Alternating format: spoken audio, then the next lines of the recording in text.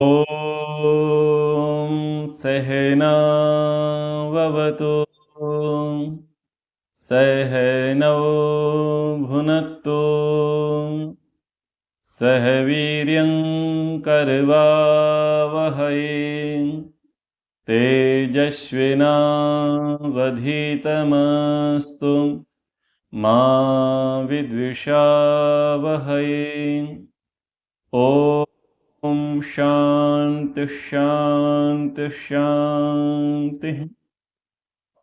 महाभारत उपदेश श्रृंखला में आप सभी का बहुत बहुत स्वागत है। पिछली दो वीडियो श्रृंखला में हमने कणिक नीति को पढ़ा। कणिक की जो कूटनीति है उस कूटनीति को समझने और समझाने का प्रयास किया। आज हम लाक्षागृह की घटना पर चर्चा करेंगे। ये महाभारत उपदेश है, तो जैसा कि मैंने पूर्व में बताया कि क्रमशः प्रत्येक श्लोक प्रत्येक अध्याय हम नहीं पढ़ाएंगे। जो महत्वपूर्ण विषय हैं, उपदेशात्मक हैं, जो शिक्षाप्रद हैं, जो सीखने चाहिए, जानने चाहिए, उनको हम समझने समझाने का प्रयास करेंगे। और लाक्षागृह के प्रसंग के पश्चात हम प्रसंग लेंगे परिवार के समर्पण का।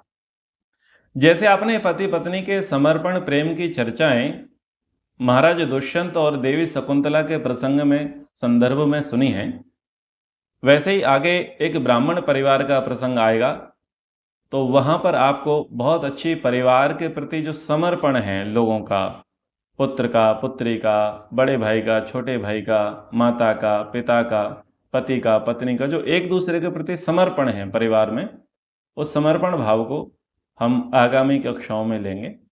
और उसके पश्चात कुछ यात्रा प्रवास रहेंगे, तो यात्रा प्रवास में हम नारद नीति पढ़ाएंगे।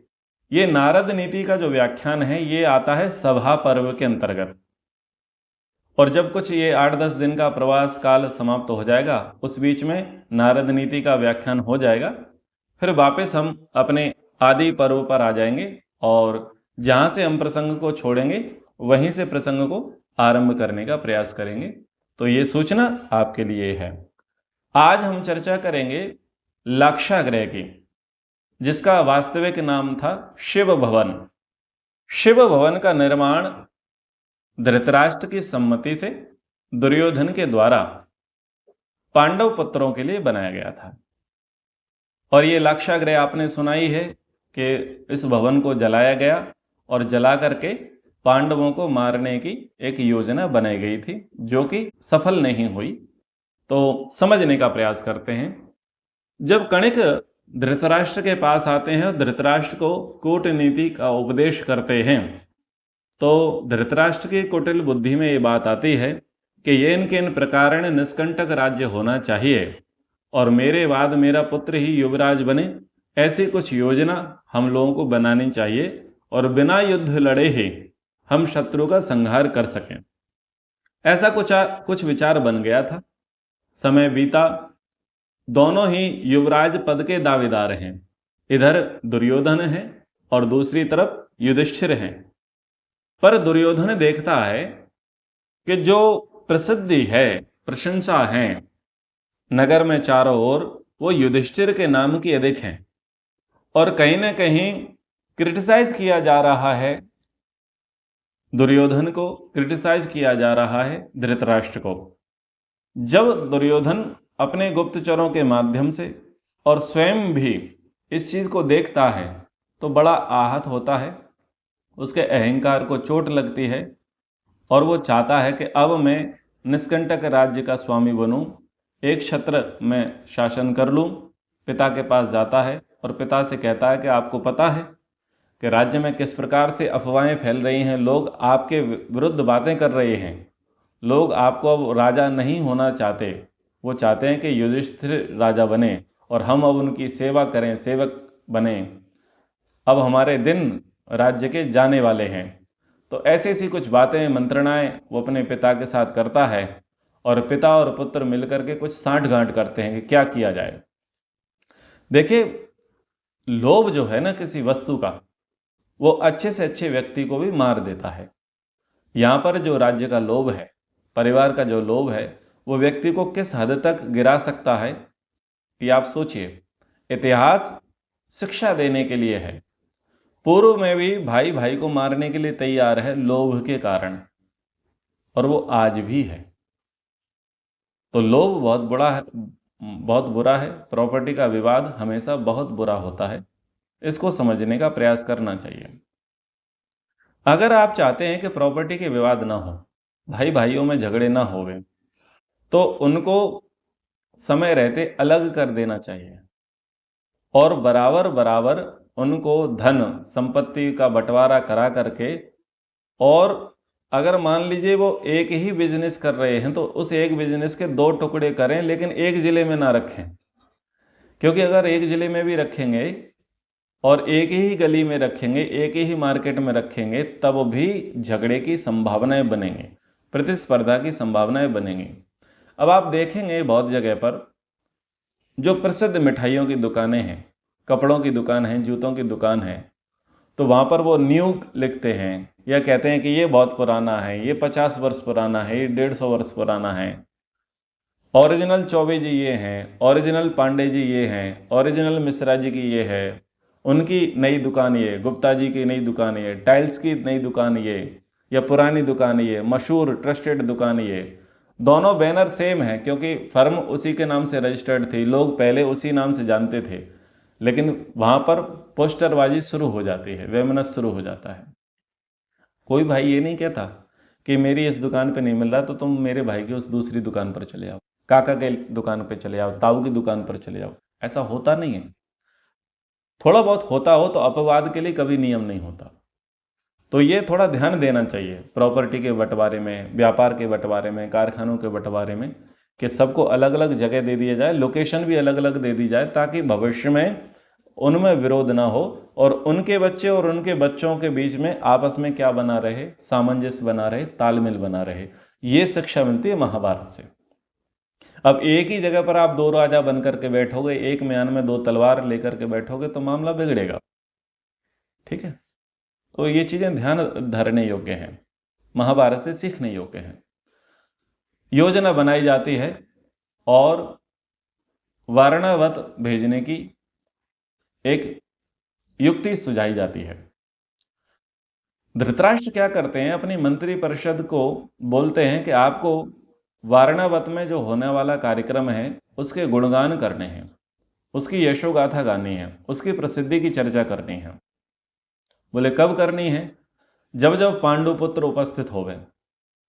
तो लंबे समय तक ऐसा एक माहौल बनाया गया, ऐसी मार्केटिंग करी गई वारणावत की, और वो किसके सामने करी जा रही है? वो पांडवों के सामने करी जा रही है।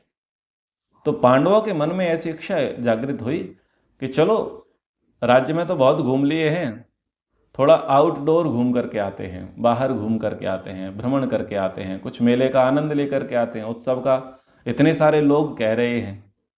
तो ये मार्केटिंग के फंडे हैं, तरीके हैं। अगर आप किसी ग्राहक को बुलाना चाहते हैं, लुभाना चाहते हैं, तो क्या करो? आप उसका एडवर्टाइजमेंट करो। तो यहाँ पर एडवर्टाइजमेंट किसने कराया है? धृतराष्ट्र ने कराया है अपनी मंत्री परिषद से। सब जगह एक ही चर्चा होती थी, वारणावत के मेले की, वारणावत के मेले की। तो धीरे धीरे पहले युधिष्ठिर विचार करते हैं, फिर युधिष्ठिर के साथ चारों भाई तैयार हो जाते हैं, फिर माँ भी तैयार हो जाती है। जब इन्होंने देखा कि ये सब पांडव और वारणावत जाने की इच्छा रखने लगे हैं, तो लगे हाथ धृतराष्ट्र ने भी कह दिया, बहुत थक गए हो, थोड़ा बाहर भी घूम करके आओ, मेला लगा है, आपने उसके विषय में सुना, मैं चाहता हूं कि आप वहां घूम करके आओ।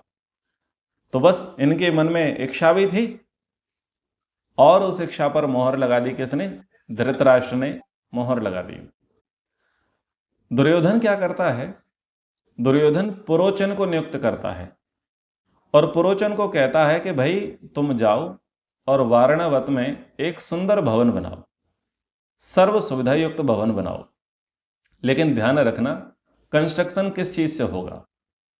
तो कंस्ट्रक्शन के विषय में वो कहता है कि आप लाख का सबसे ज्यादा प्रयोग करना, जो ज्वलनशील पदार्थ हैं जिससे जल्दी आग लगती है, ऐसी चीज़ों का आप प्रयोग करना, आप सन का प्रयोग करना, आप राल का प्रयोग करना, घी का, तेल का, चर्बी का और घास फूस का बहुत ज़्यादा प्रयोग करना। बिल्डिंग के कंस्ट्रक्शन में, स्ट्रक्चर में, जो बेसिक स्ट्रक्चर है उसमें सबसे ज़्यादा ये प्रयोग करना।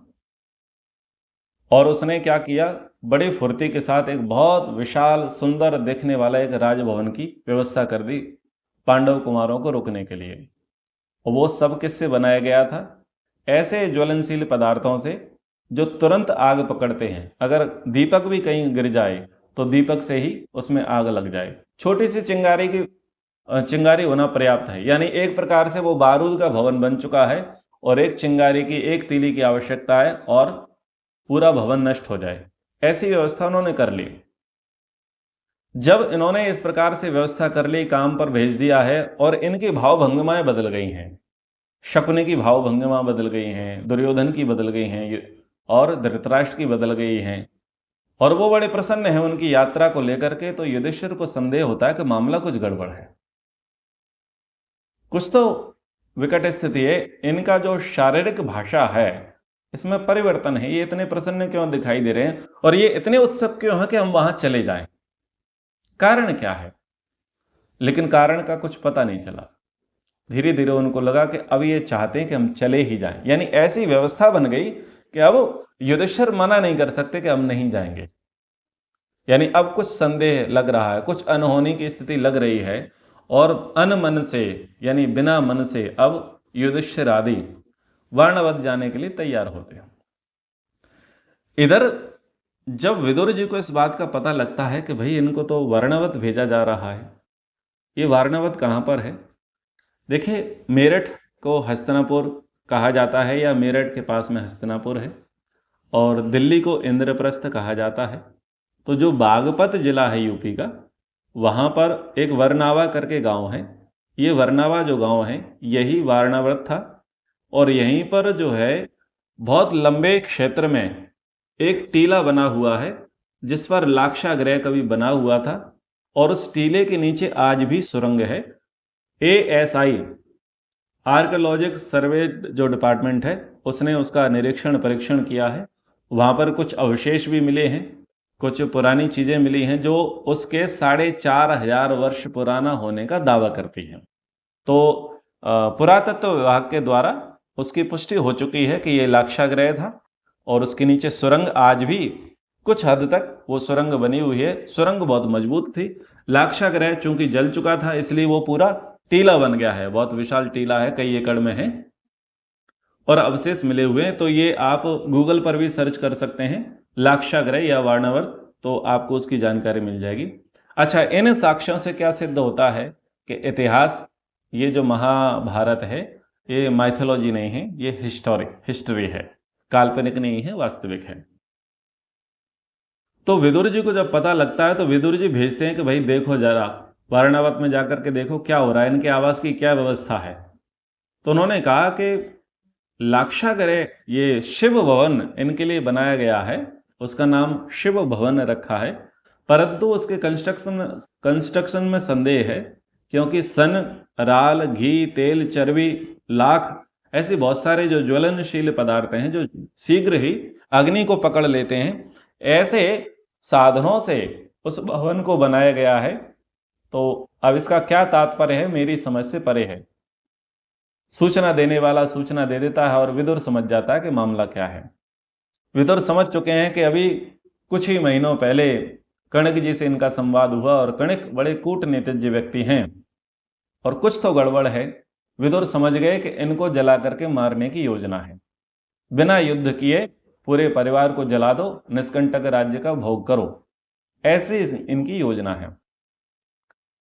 विदुर जी कई भाषाओं के जानने वाले हैं और महर्षि मनु कहते हैं राजा को, व्यापारी को, गुप्तचर को मातृभाषा के अतिरिक्त विविध भाषाओं को जानना चाहिए जिससे वह व्यापार कुशलता पूर्वक कर सके, देश विदेश के व्यवहारों को वो सिद्ध कर सके। और कोडिंग हमेशा आनी चाहिए, कोड वर्ड हमेशा आने चाहिए।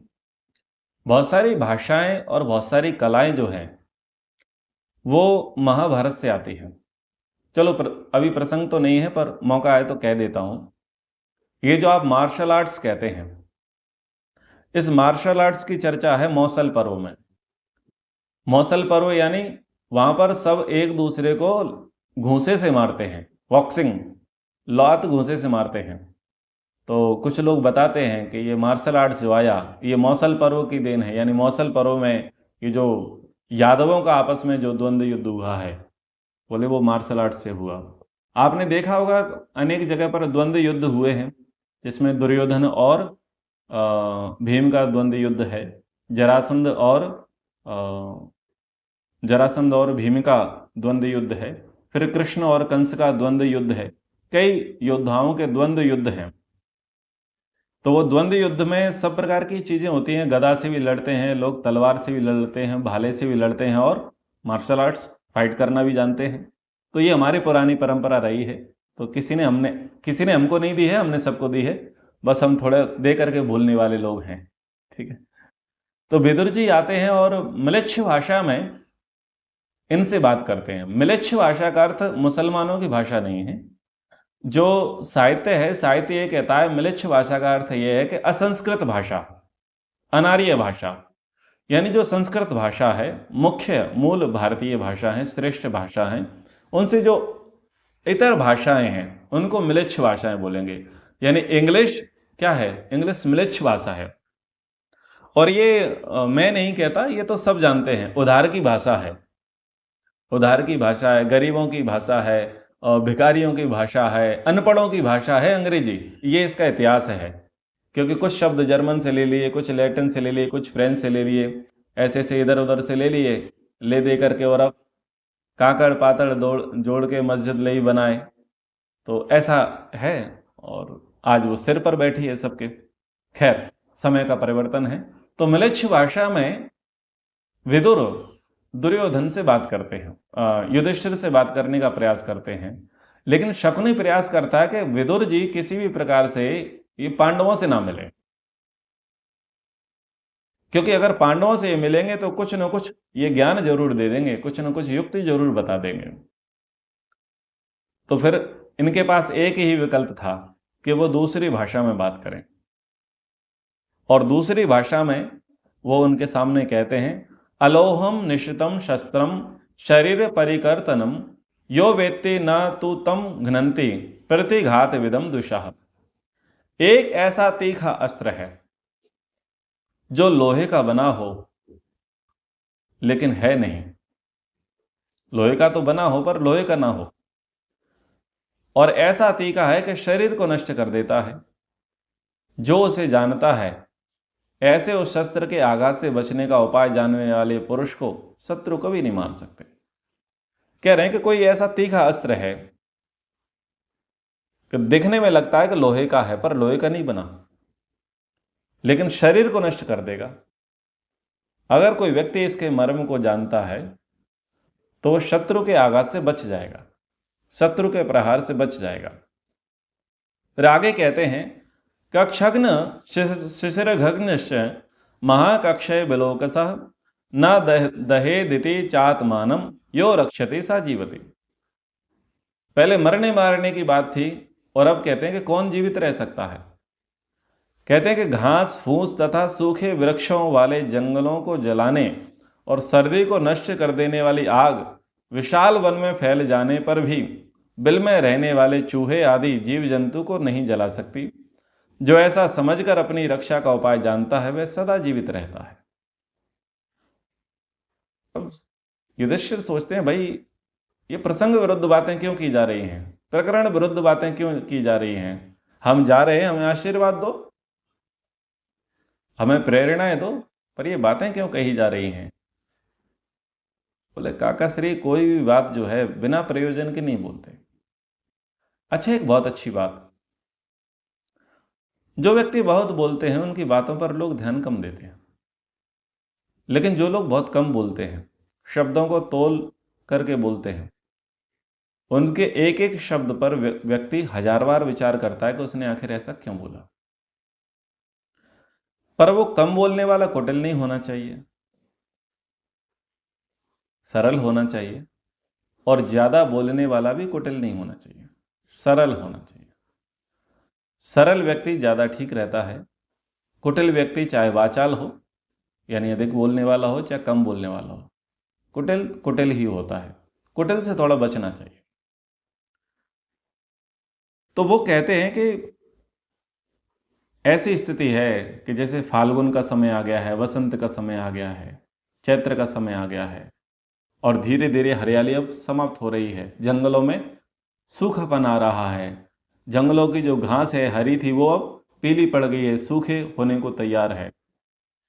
और मान लो अगर एकाएक जंगल में आग लग जाए किसी भी कारण से, तो जंगल में कौन बचेगा? केवल वही बचेगा जो बिल में घुसना जानता है। और जंगल से कौन बचता है? बोले चूहा बचता है। बिल में कौन सुरक्षित रहता है? चूहा सुरक्षित रहता है, क्योंकि जंगल की आग बिल में कभी नहीं घुस सकती। तो जो प्राणी उस समय बिल में घुस जाएंगे केवल वही बचेंगे, और कोई नहीं बचेगा। आगे कहते हैं, न चक्षुर्वेति पंथानम न चक्षुर्विंदते दिशः न धृतिर्बुद्धिर्माप्नोति बुद्ध्यस्य वैवं प्रबोधिता। जिसकी आंखें नहीं हैं वह मार्ग नहीं देख पाता, अंधे को दिशाओं का ज्ञान नहीं होता, और जो धैर्य खो देता है उसे सद्बुद्धि प्राप्त नहीं होती। इस प्रकार मेरे समझाने पर तुम मेरी बातों को भली भांति समझ लो। यानी प्रसंग है रात्रि का, कि जिसकी आंखें नहीं हैं वह मार्ग नहीं देख पाता, अंधे को दिशाओं का ज्ञान नहीं होता। क्या होता है? इस प्रसंग को समझो, ये बहुत अच्छा प्रसंग है और हम सबके साथ ये घटना घटती है। ये होता है कि अचानक कुछ अप्रिय हो जाना,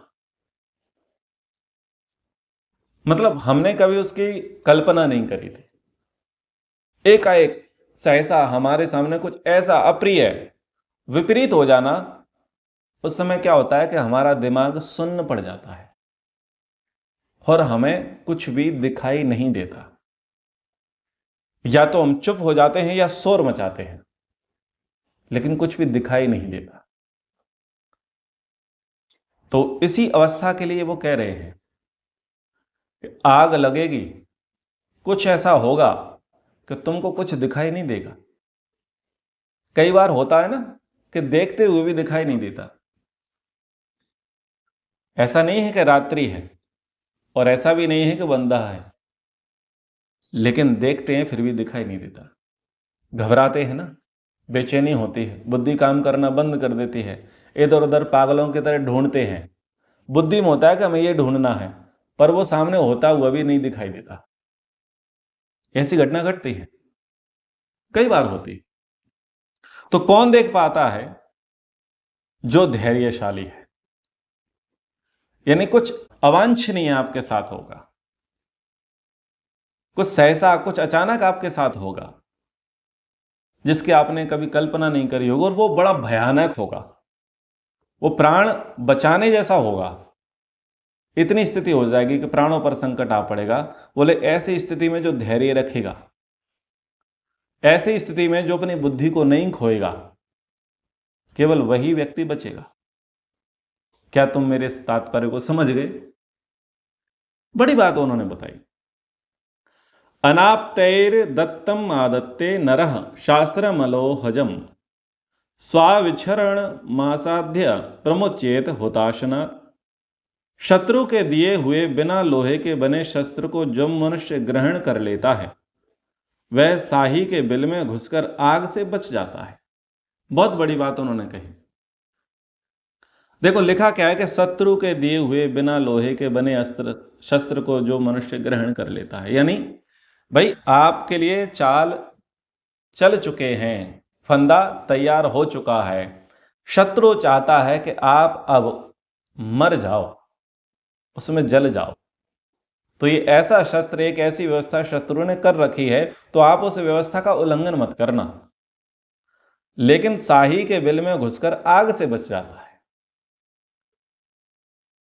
निश्चित रूप से तुमको जलाकर के मारने की योजना हो चुकी है, तुम जलाकर के ही मारे जाओगे, तुम आग से सावधान रहना। पर तुम्हें योजना का पता लग जाए, तुम दूसरे को पता मत चलने देना, और जैसा शत्रु तुम्हारे लिए चाहता है तुम वैसा ही होने देना, लेकिन शाही के बिल से। तुम बस बिल के माध्यम से यानी सुरंग के माध्यम से बाहर निकल जाना और शत्रु को अपने भ्रम पर इतराते रहने देना, उसको भ्रम में ही रखना, ऐसा काम करना। और आगे कहते हैं चरण मार्गान विजानाति नक्षत्रैः विन्दते दिशा आत्मना चात्मना पंच पीड़यन नानु पीड़यत। मनुष्य घूम फिरकर मार्ग का पता लगा लेता है, नक्षत्रों से दिशाओं का ज्ञान प्राप्त कर लेता है, और जो अपनी 5 इंद्रियों को वश में रखता है वह शत्रुओं से पीड़ित नहीं होता। अद्भुत बात कही कि मनुष्य घूम फिर करके मार्ग का पता लगा लेता है, यानी तुम जा रहे हो वर्णावत में, जाओ, तुम्हें कोई आवास की व्यवस्था भी कराई जाएगी, रहो, लेकिन घूम फिर करके मार्ग का पता लगा लेते हैं। तो देखो कहीं एस्केप प्लान हो सकता है क्या, कहीं से निकल करके भाग सकते हैं क्या, कोई दीवार कमजोर है क्या, कोई दरवाजा कमजोर है क्या, कोई एग्जिट है क्या, उसका पता लगाओ है या नहीं। इसका यह अर्थ है नक्षत्र से दिशाओं का ज्ञान प्राप्त कर लेता है, यानी किधर जाना है, क्योंकि निश्चित रूप से रात्रि होगी और रात्रि में आपको एस्केप करना पड़ेगा, रात्रि में ही आग लगेगी, रात्रि में आपको भागना पड़ेगा। तो नक्षत्रों का ज्ञान होना चाहिए कि किस दिशा में जाना है। ऐसा ना हो कि तुम हस्तिनापुर की ओर चले जाओ कि आग लगी है तो घर आ जाओ, मारे जाओगे, घर मत आना। इसलिए कहा कि नक्षत्रों से दिशाओं का ज्ञान हो जाता है, यानी विपरीत दिशा में चले जाना, इसकी टेरिटरी से बाहर निकल जाना, यह है नक्षत्रों से दिशाओं का ज्ञान प्राप्त कर लेना।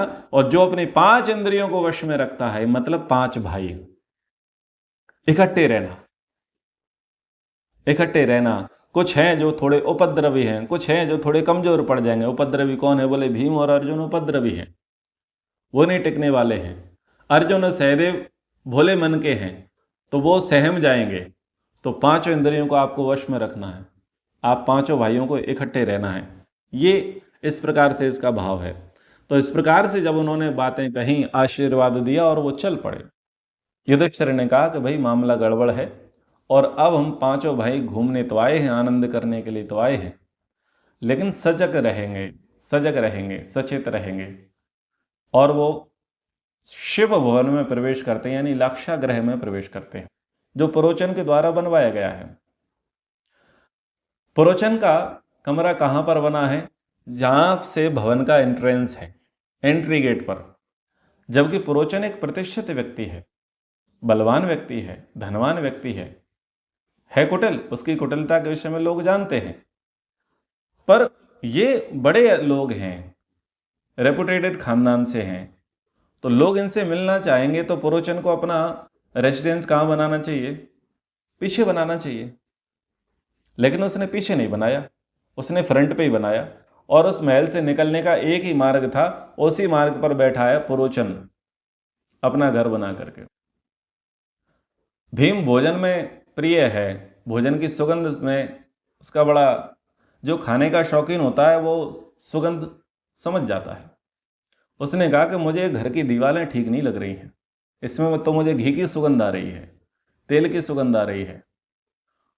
और पता चल जाता है कि ये कंस्ट्रक्शन जो है ज्वलनशील पदार्थों से बना हुआ है। वो 1 वर्ष तक वहां पर रहते हैं। सोचो कैसे रहते होंगे। और 1 वर्ष तक निरंतर ये नियम था कि कोई भी भाई, 5 भाई सोएंगे नहीं, सबकी बारी रहेगी, एक एक भाई जो है जागता रहेगा। दिन में आखेट खेलने के लिए जाते थे और रात्रि में शस्त्र लेकर के उसी जगह पर पहरा देते जहां पुरोचन बैठा है। अब पुरोचन को आग लगाने का अवसर मिलता ही नहीं था। इधर विदुर के सहयोग से एक सुरंग खोदने वाला व्यक्ति आ चुका था, जो सुरंग खोदने का काम करता है। और जब तक सुरंग का पूरी तरीके से निर्माण नहीं हुआ, ये पुरोचन को ये बताते रहे कि हम तो मूर्ख हैं, हम आनंद ले रहे हैं, बढ़िया खा रहे हैं, पी रहे हैं, मस्त रह रहे हैं, यानी सबको भ्रम में रखा। ये बड़ी बात होती है। ये अच्छी पॉलिसी है कि अगर कोई व्यक्ति आपका अहित करना चाहता है, आपको मारना चाहता है, और आप उसके भेद को समझ गए हैं, तो आप शारीरिक रूप से उसे प्रकट ना होने दें।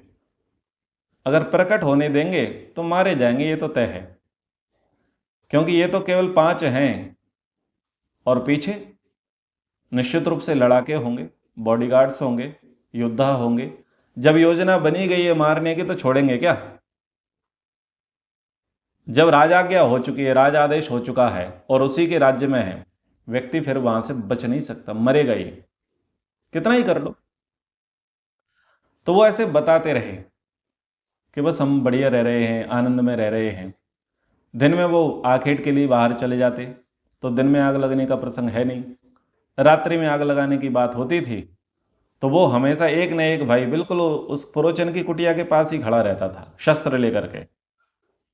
पुरोचन कहता भाई सो जाओ, बोले मेरा काम है भाइयों की रक्षा करना, आप अपना काम करो, हम अपना काम करेंगे। तो पुरोचन को अवसर नहीं मिला, उधर सुरंग खोद दी गई और पांडव स्वयं उस लाक्षागृह में आग लगा करके बाहर निकलते हैं। इधर जो प्लानिंग है सबूत को नष्ट करने की, वो शकुनी की बड़ी गजब की है। पुरोचन ने जिन लोगों के माध्यम से घर बनवाया, तो पुरोचन को बोल दिया कि तुम उन लोगों को घर में बुलाना और उनको शराब पिला करके मार देना। कल पुरोचन के कारण भेद न खुल जाए, इसलिए पुरोचन को मरवाने की योजना भी शकुनी बना चुका है। मतलब पुरोचन घर निर्माण करने वालों को मारेगा और पुरोचन को हम मारेंगे, ताकि कभी सबूत ही निकल करके ना आए, इतिहास में पता ही नहीं चले कि क्या घटना घटी। और निर्धारित समय से पहले पांडव जो है उसमें आग लगा करके बाहर निकल जाते हैं और संयोगवश वो भवन बनाने वाले और वो पुरोचन भी उसमें मारा जाता है और लोगों को लगता है कि पांडव मारे गए। और वो गंगा नदी को पार करके दक्षिण की ओर उन्होंने यात्रा करी। तो ये बहुत बड़ी घटना इतिहास में घटी है कि जहां पर बिना युद्ध लड़े ही व्यक्ति शत्रु को मारने की योजना बनाता है। और देखो किन को मारने की तैयारी कर रहे हैं, जो एक ही गोत्र से हैं, एक ही परिवार से हैं, एक ही गुरु से जिन्होंने शिक्षाएं पाई हैं, एक ही पिता की गोद में जो बैठे हैं। वो लोग राज्य के लोभ में एक दूसरे को मारने के लिए तैयार हैं। और वो कलयुग नहीं है, वो वैदिक युग है। उसमें राज्य का लोभ, ईर्ष्या, द्वेष इस हद तक, इस ओछी और छोटी हरकत तक मनुष्य को गिरा सकता है। आज आप क्या ही विचार करोगे। इसलिए सावधान रहो। हम आए दिनों न्यूज़पेपर में पढ़ते हैं कि प्रेम प्रसंगों को लेकर के, प्रॉपर्टी के विवाद को लेकर के, वसूली को लेकर के, दी हुई वस्तु को मांगने को लेकर के व्यक्ति मार देता है। आपने किसी को 50,000, 1,00,000 रुपए, 10,000 रुपए भी आपने उधार दे दिए हैं, तो 10,000 रुपए मांगना भी आपके लिए घातक हो सकता है। प्रेम प्रसंग तो घातक सिद्ध हो ही रहे हैं, पर यह भी बड़ी बात है, पैसा का लेन देन, वस्तु का लेन देन, वचन का लेन देन, कई प्रकार का जो लेन देन है। और अगर व्यक्ति के मन में लोभ आ गया है तो वो आपके लिए नाशकारी होगा। दुर्योधन एक ऐसा कैरेक्टर है, दो मुंहे सांप के जैसा, जो वैसे तो क्रोधी स्वभाव का है और विष ही उगलता है, लेकिन जब उसे लगता है कि मेरा कार्य सिद्ध होगा तो उससे बड़ा मीठा और चिकना व्यक्ति कोई नहीं है। दुर्योधन के कैरेक्टर को पढ़ करके आपको लोगों के कैरेक्टर को समझना चाहिए।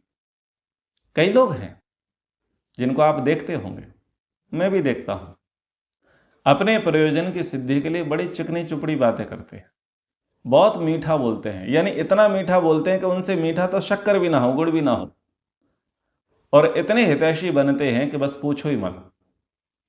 पर उनके मीठे होने के पीछे और उनके हितैषी बनने के पीछे उनकी कुटिल भावना होती है।